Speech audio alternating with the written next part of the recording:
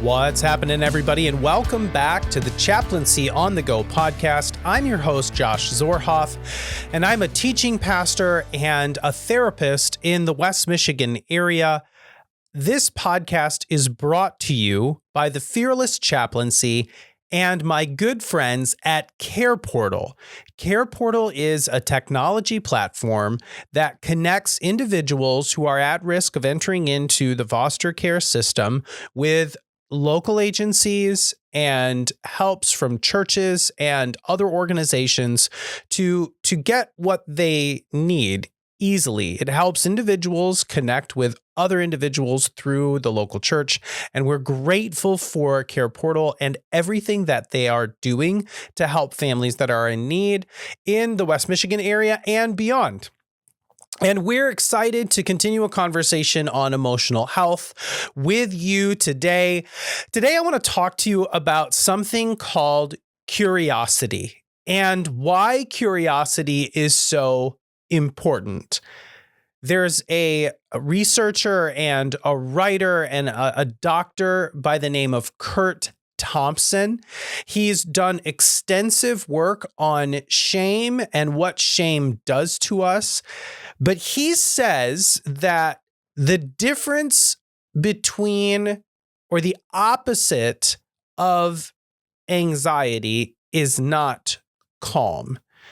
Typically, when we think about anxiety, we think about being in a state of unrest or a state of distress. And we tend to think that having a calm state of being is the opposite of anxiety. But he actually says that neurologically speaking, the opposite of anxiety is curiosity. Being curious about what it is that we're going through, being curious about our situation is effectively the opposite of being anxious. And here's how it works from a neurological perspective. In the back of our brains, at the bottom of the brain, near the spinal cord, or where the brainstem connects to the spinal cord, is something called our limbic system. If you've been listening to the podcast, if you've been going through some of the conversations we've been having over the last few months, that part of our brain, the limbic system, is called the reactive part of our brain. It's essentially where anxiety lives. It's where all of the strong reactive emotions we have exist, whether that is anger or fear or shame or anxiety. It all lives in that limbic part of our brain, or what is sometimes called the lizard brain or the reactive brain or the doing brain. And then the part of our brain that practices compassion, kindness, curiosity, empathy, that all lives in what is known as the prefrontal cortex, or the prefrontal lobes, the thinking brain, the front part of our brain.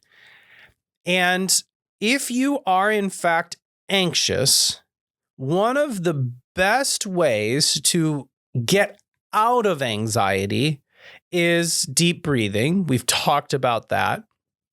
But another way to do that work is to start practicing curiosity. Because if anxiety lives in the back of our brain, curiosity helps us move to the front of our brain, which is where we need to be to experience peace, experience kindness, to not be driven by our anxieties or overwhelmed by our anxieties. And oftentimes, our anxieties run wild. Our fears and our worries hijack us and keep us from entering into great seasons of life or great experiences. They hinder us or act as barriers to us fully thriving. And curiosity is a way for us to actually tap into the parts of our brain that we need to feel like we are at rest, to feel like we are okay, to feel like we are safe and seen and loved. And so curiosity is actually a really important practice to work through on a daily basis, especially for those of us who at times feel anxious or overwhelmed. And I want to walk through some ways that you can practice curiosity practically. And I want to share some examples from my own life on how curiosity has helped me. A few weeks ago, I was feeling very anxious after leaving the house. And there was a specific reason for it. We were in the midst of the year end of school, and I had a lot of work to do. My wife needed to get to school early because she's a first grade teacher. And our son was dragging a little bit in the morning. I don't know if you have kids, but sometimes our children just don't go as fast as we want them to. And he wasn't doing anything wrong. I was just in a hurry and I didn't want to be late to work. And one of my greatest fears is that people are going to think less of me if I'm late or I don't do a good job in my work.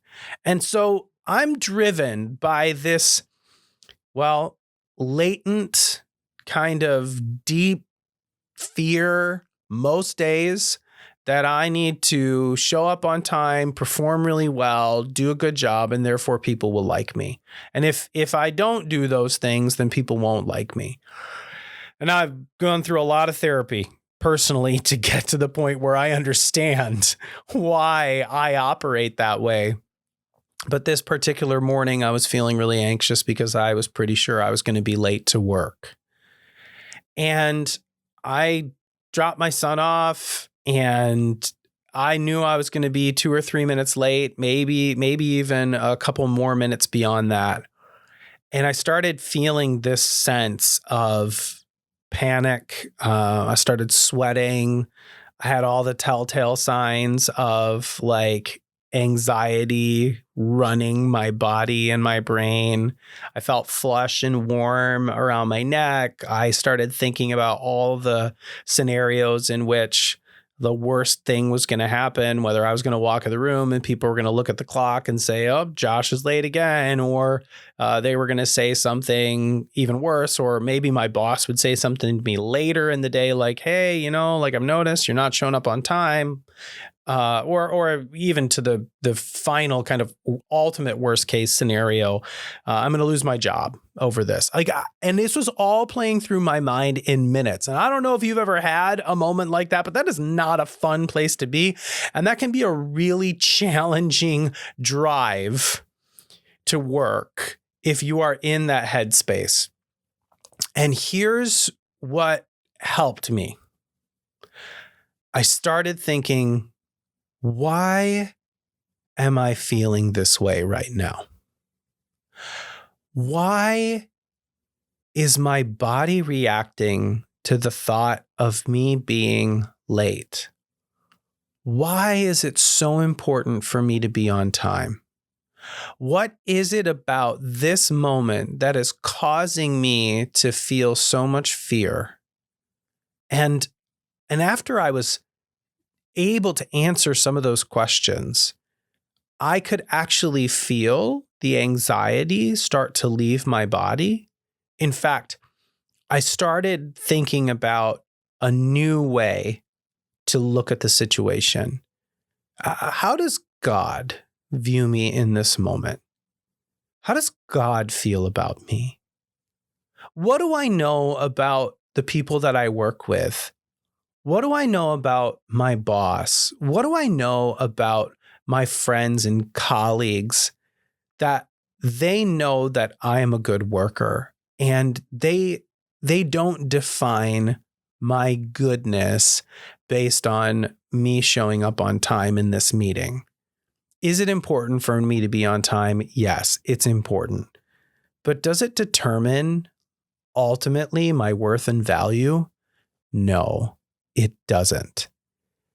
And I took some time to just be curious, to ask questions without judgment, to think about things a little differently, to maybe consider things from a different perspective. And within a 5-minute period of me driving, I actually shifted from anxiety to curiosity, and then I felt a sense of peace. One of the realities that comes with curiosity is it forces us to use a different part of our brain. And in using a different part of our brain, we actually shift from that neural hijack that the limbic system takes over in. And so for you, as you consider what you're anxious about, or the things that your brain moves toward in a negative way, if you don't like the word anxiety, the distress that you feel, or the times where your brain takes over in these critical kind of negative moments, what would it look like for you to practice a little curiosity? And I want to give you some tools and some help, things that have helped me, and ultimately things that actually help my clients and the people that I work with practice curiosity on a regular basis. I prefer to help people work through this in written form. You can do it on your phone, you can do it in a journal.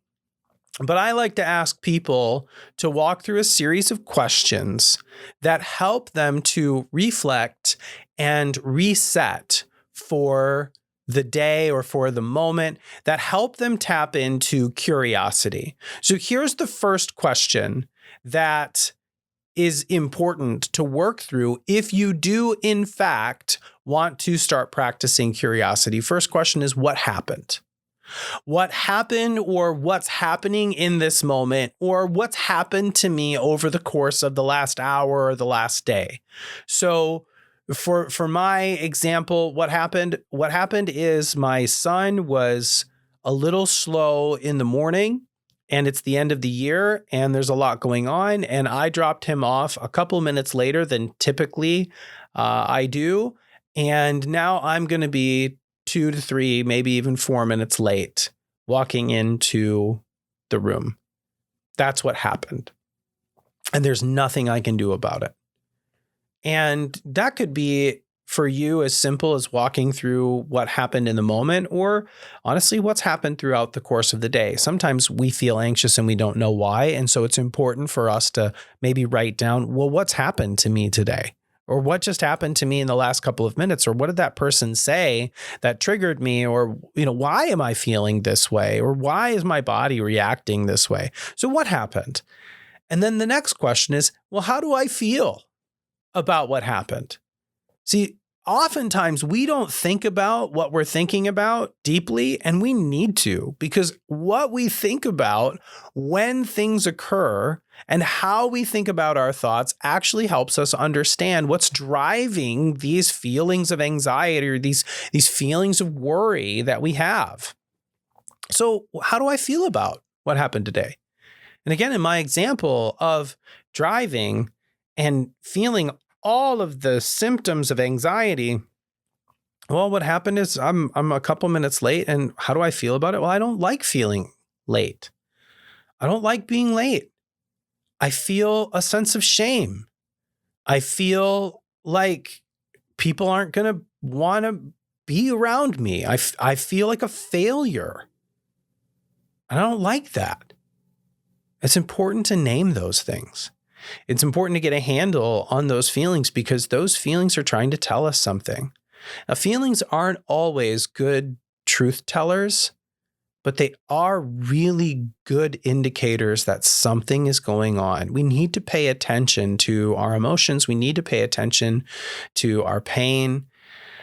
And even if it's not an accurate truth that our feelings are communicating, they are in fact trying to tell us something. And so, is it true that I'm a failure because I'm late? No, but I feel that way, and I need to acknowledge that. So what happened, and how do I feel about what happened? Next question, what am I grateful for in this moment? Gratitude is another powerful way to help shift how we feel and shift where our mind is at. Gratitude is a practice of curiosity. What is going on currently in my life that I can look to and be thankful for? Again, in my example, as I was driving, I'm thankful for a God who loves me. I'm thankful for a boss who understands. I'm thankful for colleagues and coworkers that appreciate the work that I do. I'm thankful that I have a car that I can drive. I'm thankful that I have a son who loves me. And even though at times he's pokey, he's a beautiful boy. I'm thankful that I get to drive him to work. Or get to drive him to school. This is one of the best parts of my day. Yeah, I can be grateful for all of those things. And then here's a really, really important question that helps us tap into curiosity. What am I hopeful for in this day or in tomorrow? Or what am I hopeful for in the future? It's really important to think about that as well, to look ahead and say, well, you know what? I'm hopeful that I'm going to have a productive meeting. I'm hopeful that I'm going to have a productive day. I'm hopeful that I'm going to get home tonight. I'm going to spend time with my family. I'm going to enjoy some time to relax with my son or talk with my wife. I'm hopeful that tomorrow I'll be on time. That's okay too, to think about that. Or I'm hopeful that we'll have a better plan for the morning and I won't be 5 minutes late. I'm hopeful for what that is going to mean for not only tomorrow, but for the rest of the week. All of those are questions that can help drive us to this place of curiosity and help to alleviate the sense of dread that we feel or the sense of anxiety that we feel. And so that's my encouragement to you, and also my challenge. If you feel like you are stuck in a state of anxiety, or you feel like you are constantly living in this panic or dread, or you're kind of caught in these negative thought patterns, what could curiosity bring to you and help you in? How could practicing curiosity make things a little better for you and actually bring about the calm that you're longing for? Because remember, the opposite of anxiety isn't calm, it's curiosity. And so here's the questions one last time, and there'll be a worksheet for you attached to this podcast in the podcast notes. But here's the questions one more time. What happened? How do you feel about what happened? What are you grateful for in this moment? And what are you hopeful for later on today or in tomorrow? Those 4 questions help us tap into the practice of curiosity. And I want you to stay curious. I love what Ted Lasso says. We want to be curious, but not judgmental. It's a really good practice to enter into, whether that is in situations where you're dealing with other people, or you're dealing with your own thoughts, or you're dealing with a season or a situation in life that is hard. Stay curious, because curiosity helps us tap into the opposite of anxiety, and it helps us live into a state of rest and peace. If you've got questions on anything that we've talked about in this podcast, or things about curiosity or anxiety or anything around mental health, you'd like a little more help or a little more feedback, send us an email to chaplaincy@fearlessfollower.org, or you can go to our website, fearlesschaplaincy.org. We would love to connect with you. That's all we've got for you now. We will talk with you later.